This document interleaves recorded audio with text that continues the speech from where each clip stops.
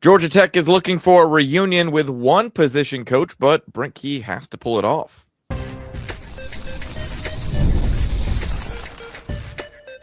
You are Locked On Georgia Tech, your daily podcast on the Georgia Tech Yellow Jackets, part of the Locked On Podcast Network, your team every day. What's going on, everybody? Welcome into another episode of Locked On Georgia Tech. I am one of your hosts, Caleb Johnson. I wasn't smart enough to get into Georgia Tech, but I'm plenty smart enough to talk Georgia Tech sports. Taking this daily journey with me, covering the Yellow Jackets, is my co-host, Jarvis Davis, who's been covering Atlanta sports for the last 15 years. I want to start off by saying thank you for making Locked On Georgia Tech your first listen of the day, part of the Locked On Podcast Network, now the #1 sports podcast network. We're free and available wherever you download your podcast, and wherever you download them, make sure you leave us a 5-star review. Today's episode is brought to you by Game Time. Download the Game Time app, create an account, and use code LOCKEDONCollege for $20 off your first purchase. Today on the show, we will get into how does Georgia Tech copy Miami's formula? Which freshmen can still make an impact? But first, Jarvis, after making a lot of hirings, and we've been talking about it this week, last week, about the different position coaches that have come in the door for Georgia Tech as they revamp this coaching staff on both sides of the ball. Brent Key, a lot of expectations and things that he's had to do to ultimately get here, and yet there are still a couple of positions, coaches-wise, yet to fill, and that we kind of will be interesting to see how things unfold. But there is now a name connected to Georgia Tech when it comes to linebackers coach, someone that people, if you're a Georgia Tech fan, you go back some ways, maybe 20 years, some ways, should be fairly familiar with. So do you think that Brent Key and Jason Semore can pull off getting their top pick for linebacker coach, a assistant at Tennessee and most recently Michigan, Brian Jean-Marie? Yeah, I think I can pull it off because here's the thing, Jared. There always seems to be a connection when it comes to, Key and what he wants to do and what's the type of guys he wants to have. That alignment it is very important for coach. So for me, I think Jean-Marie, not only because of the connection, I think that because his philosophies are kind of aligned with what Jason Semore wants to do, and that is take the ball away. He's been responsible for several defenses that have been top 10, top 20 when it comes to TFLs. That means that, hey, he's coaching that handwork when it comes to that defensive line. He was at USF. They had a really big presence up front, as far as being able to get after the passer and also put the offenses behind the sticks pretty consistently. So I don't know if you remember, the guy was drafted by the Atlanta Falcons, Dejan Sanat. He actually coached him coming out of South Florida. So when you think about his history and his track record, if you look at wherever he's been, he's always been, that defense has always been stout against the run. He was run game coordinator for Michigan as well, or is the run game coordinator for Michigan. And his team has been consistently stout against the run, because if you look at how you affect the run game as a defense, if those TFLs are up, that's how you start it, because it starts up front. And I think that with him coming in and coaching these linebackers, you got to teach those guys how to be downhill, and he has done a good job of that throughout his career. Yeah, I would say this is potentially another example of all of the shenanigans with Sherrone Moore potentially benefiting Georgia Tech. It's one of those, hey, you hate that all of that went on up there, and certainly, hope the best truly for like that whole entire situation. But sometimes, we got to get these jokes off. And when it comes to Tech, yeah, it's like getting Justice Haynes, obviously the biggest part of this whole thing.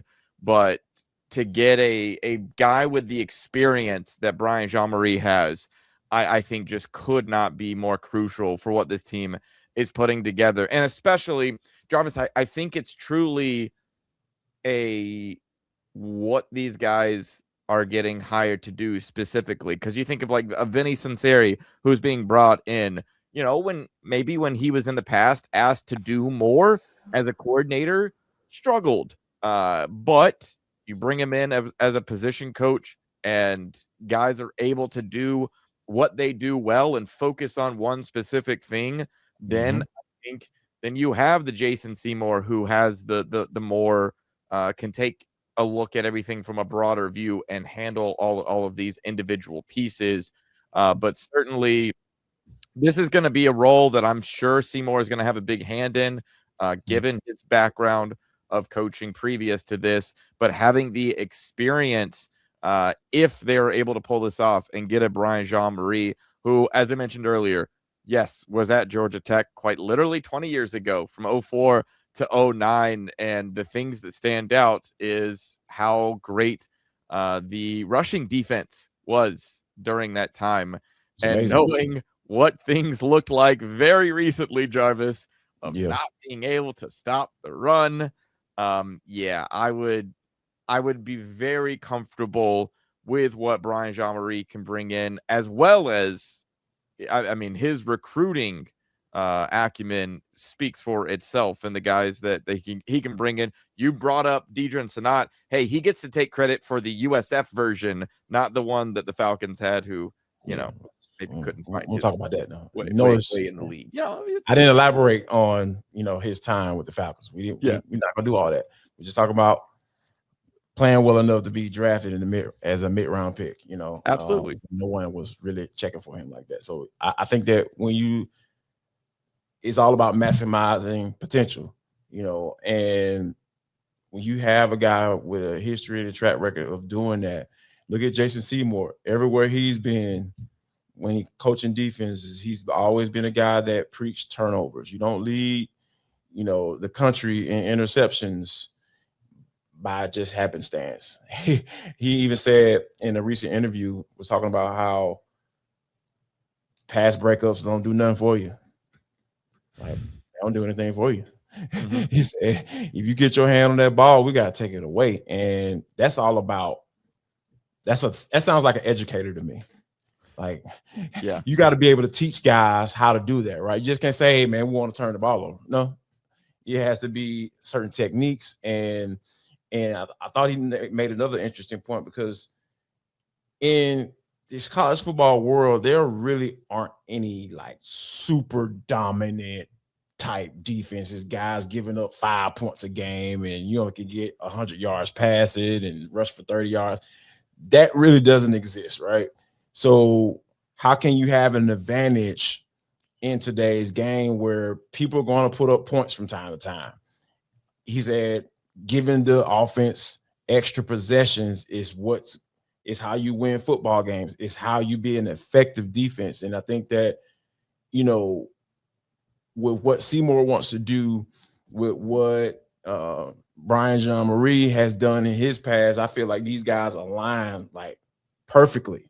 So you combine the history of being able to stop the run and the defensive coordinator who has traditionally, preached and executed, taking the ball away. That is a beautiful marriage in my eyes. And then you got the bodies at the defensive tackle spot, at the edge spot, to try to put all together here in the spring, coming up in a few months. That's a recipe for success. So I think this, if they're able to pull this one off, I feel like this would be another solid hire for Brent Key. I think if we're realistic too about this all, you might not see the fruits of a hire like this until after this upcoming season, just for the recruiting aspect of things, because like those classes clearly, I mean, he's had some top 15 or been a part of some top 15 classes, whether at Michigan, whether at Texas, whether at Tennessee. Yep. So, like, he's been able to do his part, but he couldn't control the fact that he is coming in January, or potentially coming in, because this hasn't been made official. But that's the only aspect of this that I kind of look at and I'm like, man, if Blake Gideon could have made his decision earlier, really would have been convenient for everyone. However, you don't get to pick and choose those things necessarily, but bringing back a guy who did have success in his previous stint with Georgia Tech, and that literally kind of propelled him to getting other opportunities, and then followed along with Charlie Strong and had a long kind of tenure alongside him, gives you some idea of what this could all look like in a position that desperately needs to see some improvement in 2026, and certainly better players beyond that. All right, we've talked recently about the transfer portal, some of the guys that have been able to come in and impact this team for this upcoming season. But Jarvis, I think it's important for us to look back at the recruiting that was done for Georgia Tech heading into the transfer portal, and let's see which freshmen can still make an impact for this team.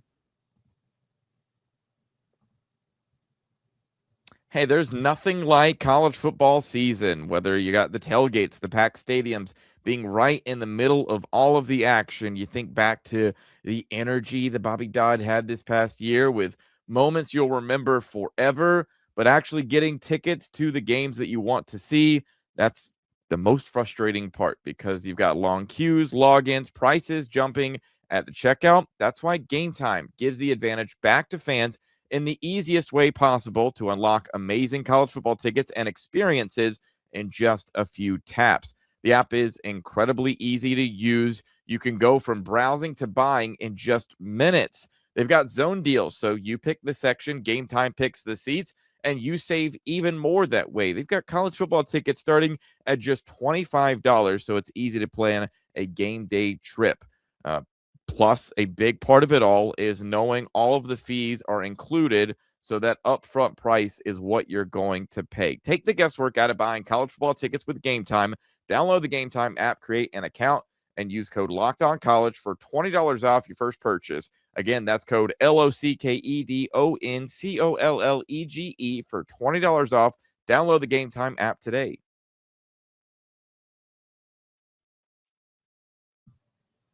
We want to thank you guys for making Locked On Georgia Tech your first listen of the day. You already live your team every day. Now take it up a level and go ad-free. Join the Everydayer Club and get Locked On Georgia Tech with no interruptions, members-only Discord access, and more, all for just $5 a month or $50 a year. Go to lockedongeorgiatech.supercast.com or check the link in the show notes to learn more. Jarvis, we've spent so much time recently talking about the guys who have transferred in, and certainly, some key positions that needed to be filled that Brent Key and his staff took care of. Some others that still got some question marks about. But I think it's easy for people to forget about the incoming freshman recruiting class and Yes. the impact that they can potentially make on this team. Do you see any of these guys that were, recruited just a month ago still being able to make an impact on this team, given the guys that transferred in? Yeah, I mean, I look at right at the top of the list, right? Jayden Terry, guy, the 4-star kid out of Manchester, cornerback. You look at the size of the guy, and you look at what he's able to bring to the table. 6'3", 175. Maybe need to add a couple more pounds, so he can be right where he needs to be. And you think about where Tech is defensively, you can never have enough corners. I'm so glad they brought in Jonas DeClona out of UCF. The other cornerback out of USF, excuse me. And when you have, because you have to have that veteran experience, right? And then when you just look at the depth chart, you got Zachary Toby coming back. You have a couple other young guys coming back into the fold. So when you don't have that many veterans sitting potentially right at the top of that depth chart, you have to look at that cornerback position and say, hey, Jayden Terry has the size to play, right, to come in and play right away. He has the talent, obviously. You know, 4-star kid, a lot of those guys, you know, potentially have opportunities to come in and play right away. So when you think about the level of talent that he has, the size that he has, to be able to come in and compete, those are some of the things that you have to look at when you're talking about guys who can come in and have an impact instantly. Yeah, I want to be careful that I don't want to get too carried away. And so maybe I'm just leaning into the measurables too much. But when I think of knowing this offensive line is going to need some pieces who step up for them as they have guys going out the door, especially at those guard positions. I know that Georgia Tech made sure to emphasize the offensive line in the transfer portal, whether it was with Markel Samuel, whether it was Abuka Edwin. I was trying to think, Vincent Carroll Jackson, another name on this list. I still look at Cortland Herd and go, is there a way you find an opportunity for an offensive lineman who is 6'7", 330 pounds? Because okay. So I'm not, I'm not crazy there. And then Jackson is defense tackle out of UConn. That's right. Yeah, but the Herd twins, you know, both of those guys, but specifically, you know, you talk about 6'7", 330. You know, hey man, you know, I know that symbol says offensive tackle for those, you know, looking at 24/7 sports or on 3. Hey man, look. Hey man, you can go down in that phone booth and have some fun if you're strong enough, if he's good enough down low and up top, because you know a lot of times people are like, oh yeah, how much does he bench? Yeah, that matters, but the big thing is that lower body. How much you squat? Can you squat 500 pounds? Hey man, you might be able to play. You might be able to move some people around a little bit and be able to. Do you have a mean streak? That's the question you have to answer too. So, you know, I played with my brother in college my freshman year.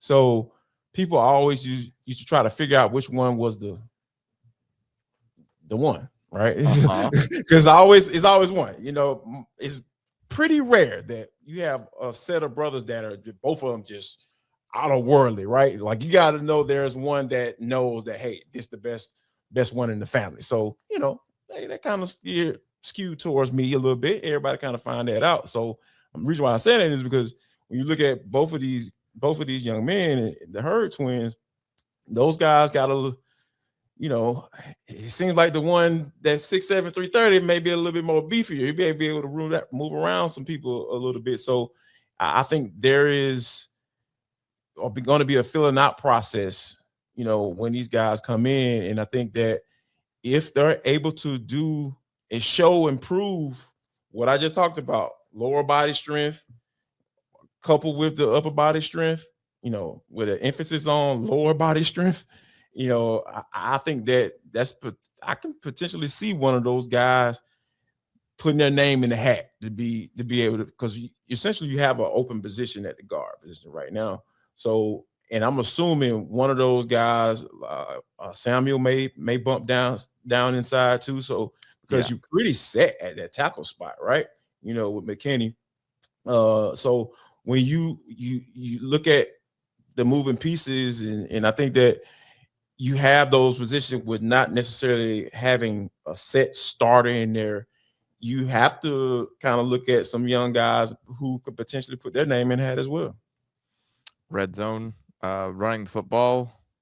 I like having those big guys up front to be able to set those blocks. However, they could be setting a block for Cole Bergeron because let's be honest, Jarvis.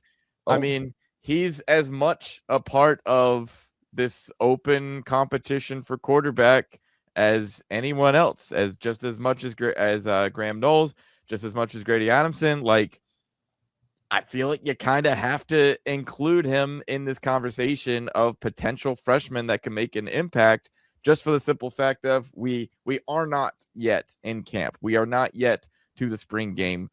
We have not yet heard from Chris Winkie to make any determination of what these quarterbacks who are currently on the roster. Yes, they could be added. There could be more added later on down the line. But for right now, the guys who they have on the roster, I feel like Bergeron's got to be just as much a part of this list. Is if he's that guy, he could separate himself and get an opportunity as a freshman. Yeah, man. If the evaluation shakes out, right? Because a lot of times, like you can fall in love with the measurables and fall in love with the stars and the ratings and all that stuff and height, weight. Yeah, I know I was just fawning all over a guy who's 6'7", 330, but same. Until you put the pads on, hey man, it's all talk, right? Yeah. So for him, for Cole, I think it's going to be one of those instances where just focus on doing what coach tells you to do and don't turn the ball over, because there's going to be an emphasis on running the football. You got 2 running backs that probably going to be tops as far as run back combos in the country in 2026, if everything shakes out up front, right? So, hey, man, I don't need you to turn the ball over. Like, that's not an option. And then, but with the young quarterback, with guys who haven't played before and are still young, so it's kind of like, all right, if you don't necessarily have a veteran in there that doesn't turn the ball over, he knows the system and all that stuff. So that's why I feel like Cole has a little bit better opportunity to be able to say, hey, I know what I'm doing, coach. I understand what the system is, and I know I'm going to find all my tight ends that's going out for passes and based off this play action that we're going to be doing a lot of, because, hey, we're going to have success running the rock, and there's going to be a lot of man coverage being played because guys going to be bringing that extra safety down in the box trying to stop the run. So if he can get that stuff figured out and understand what it's going to take for him to come in and play right away and have an impact, man, I mean, that sky's the limit, because like I said, it's all about looking at who's in front of you. Whoever's in front of you is going to determine whether or not, you're going to have an op or not. And I think that corner spot, that interior offensive line spot and the quarterback position, those are some areas where you can probably slide in. All right, taking a look forward and maybe being a bit optimistic, but it's a conversation worth having, is thinking about, given the success that Miami had this season, how does Georgia Tech copy the formula?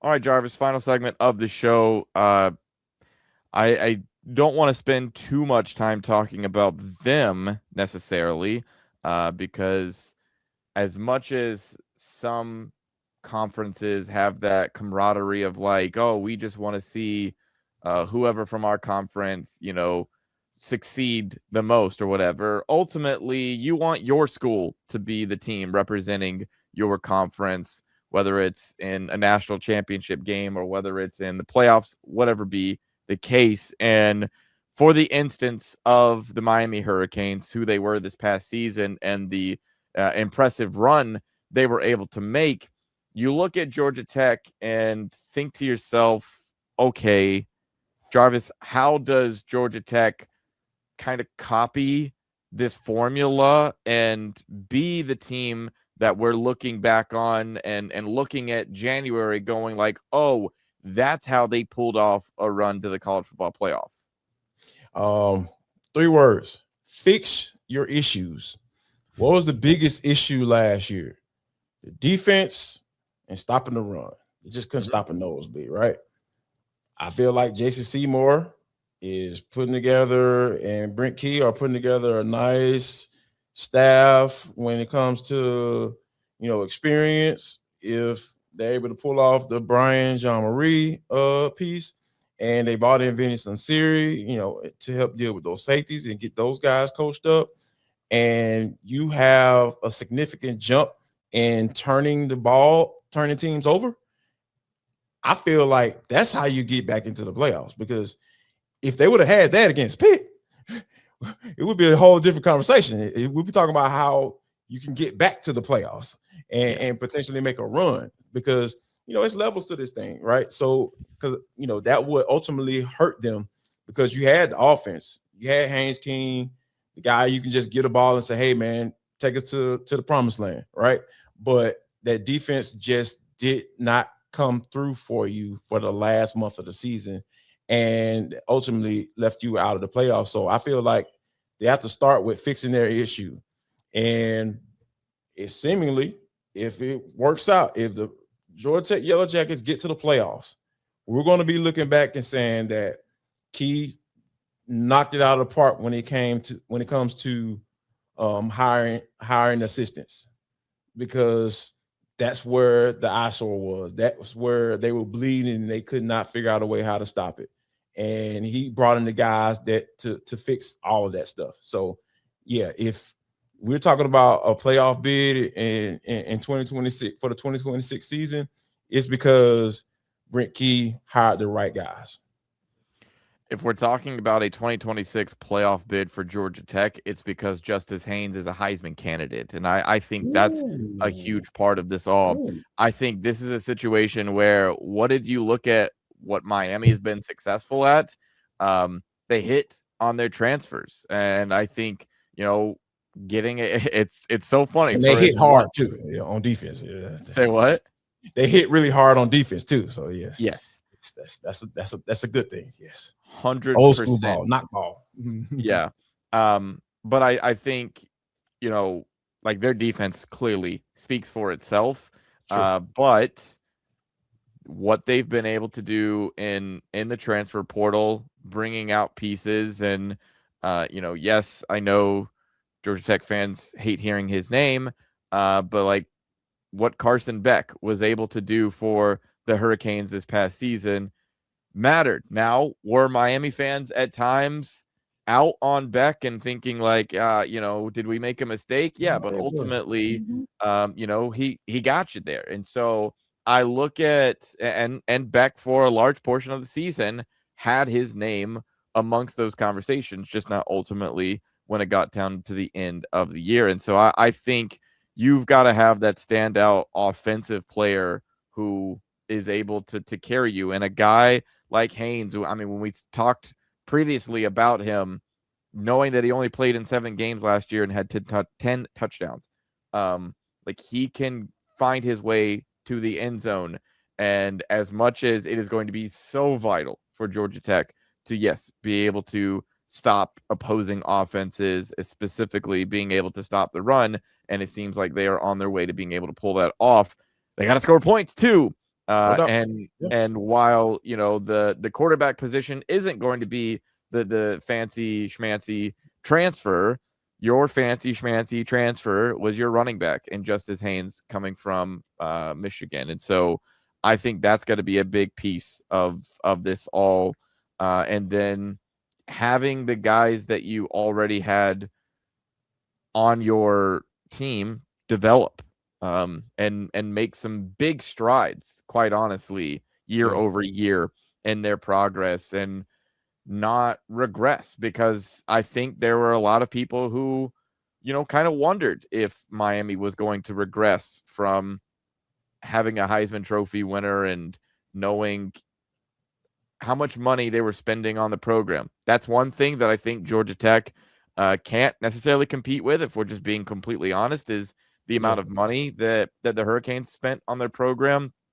But it's also about using that money and hitting on the guys, whether it's a Jalen Mbakwe. Maybe he's the guy who just completely shows up on the scene that you didn't expect. That I still hope we see some version of a Travis Hunter playing both ways sort of thing, since he has that talent. But it's having some expected result actually show up, and then getting quite a few other performances from guys that you maybe didn't expect to see, including some freshmen, like Malachi Toney. Yeah, man. I think that when you look at what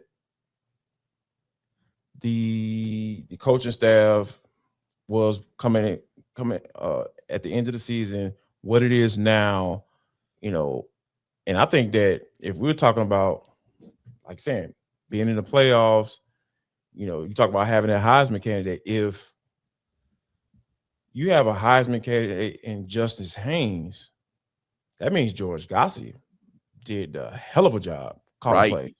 Right. No? And, like, I know both of us were kind of like not impressed by that hire for the offensive coordinator position because, he hadn't coached in college since 2010. He had some moments when he was a play caller on the NFL level that didn't necessarily work out for him. So if we're saying that, Tech is in the playoffs, they make the playoffs, win or lose in that first round, we're definitely looking back saying, okay, he made the right hires on the offensive side of the football as well, because like you don't have a Heisman candidate at the running back spot and people aren't looking at your offensive coordinator like, oh, okay, I see what you did there. Especially when you got as of right now, you're going to have a first-year starter at the quarterback position. So that will be a big kudos to Key from a hiring standpoint, just building the staff and being able to have the gumption to go get a big time running back like Haynes and pair him off with a guy like Malachi Hosley. So yeah, man, if Haynes is a Heisman candidate, that means George Godsey was the guy. And I will be eating crow on this show if that happens. Like that is, yeah, you know what I'm saying? We get a little barbecue. You know what I'm saying? I don't know if I got to worry about what kind of stuff that they eat, but I will gladly, like, I'll do something wild on this show, Jarvis. Like, full stop. Just because I would be. Can I come up with what it is? Yeah, if we've got listeners who have something that if I am wrong about George Godsey, you would like to see happen on this show, if they are in the playoffs in 2026, drop it in the comments. Please, and we will make it happen, because I will make sure that Caleb does it as well. Yeah. So for those you have doubt, yes. Yeah. Maybe anything short of like permanently altering my body with like a tattoo or something. I don't know, but regardless, drop it in the comments, because that's part of this whole thing of, if you're listening and thinking, well, that's a complete pipe dream. Okay, then you aren't necessarily a believer in what Brent Key has put together in this offseason, and George Godsey would be a big part of that. But if they do find that success, it's because Key hit on this and we were all wrong once again, which a lot of us, if we're being completely honest, were wrong about Brent Key in the first place, and the fact that he's led Georgia Tech to this level of success to this point, just all together. But all right, Jarvis, that's going to do it for this episode of Locked On Georgia Tech. Make sure you subscribe on YouTube and anywhere you listen to podcasts for free. Follow the show on social media. Jarvis is at JarvisD90. I'm at ATL Johnson 18. Thank you for making Locked On Georgia Tech your first listen of the day. Join the Everydayer Club and get Locked On Georgia Tech with no interruptions, members-only Discord access, and more, all for just $5 a month or $50 a year. Go to lockedongeorgiatech.supercast.com or check the link in the show notes to learn more. For Locked On Georgia Tech, y'all have a good one.